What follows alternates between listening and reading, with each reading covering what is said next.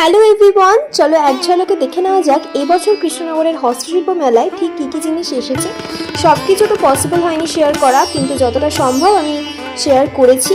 আর তোমরা এখান থেকে দেখো এত সুন্দর মেলাটা। এই মেলা কিন্তু 17 তারিখ অবধি থাকবে, 17ই ডিসেম্বর পর্যন্ত।